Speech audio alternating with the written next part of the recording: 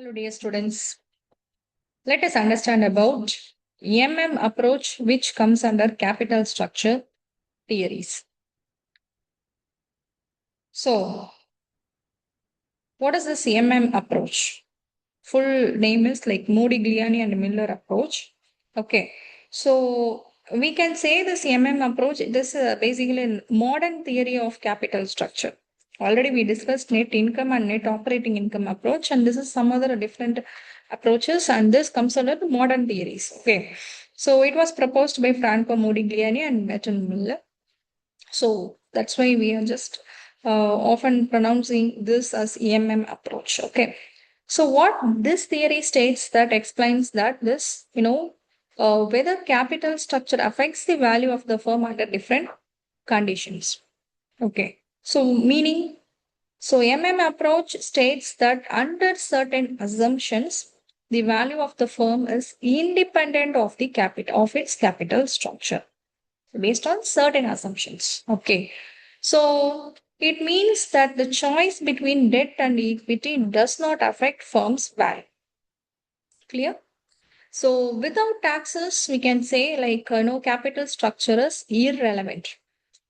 Value of the firm depends only on operating income. Okay.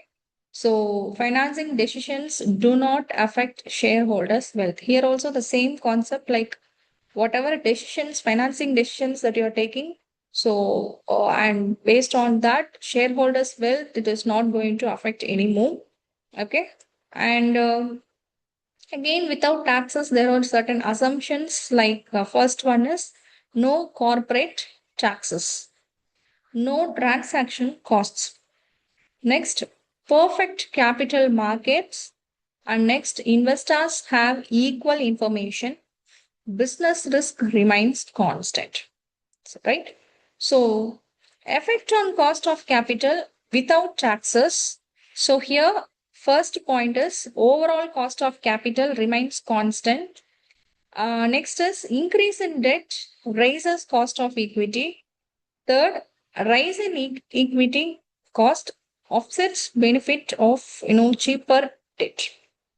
Next one is with corporate taxes. We can categorize as without and as well as with corporate taxes. Here, later he introduced corporate taxes into the theory. Initially, it was not introduced, and now debt provides tax advantages, and interest on debt is tax deductible. So all these things comes under after tax. Value of the firm increases with more debt. So, okay. Next is like effect on firm's value, how it is what, categorizing. Like first one, higher debt leads to higher firm value. Next, firm value increases due to tax shield on interest. And third point is 100% debt financing maximizes firm's value. Clear? So merits and criticisms of this, approach. First one is merits, like scientific and logical explanation. Okay, so since this is modern theory, it was proposed in recent times. Like it is purely logic based, and basics for modern capital structure theory is right, and highlights the value role of taxes in financing decisions. Clear. And next, criticisms in the sense, first point is it is unrealistic. Okay. So that we can say as a drawback. And next, ignores bankruptcy and financial distress costs. Clear? And next, perfect capital markets do not exist in reality. So conclusion again, so it provides deep insight into capital structure decisions, okay, compared to the other two theories, okay, net income and net operating income. And according to this theory, so capital structure is purely irrelevant. So without taxes, but it is relevant with corporate taxes. Okay. So and next is the firm. The theory, it just forms the foundation of modern financial thinking.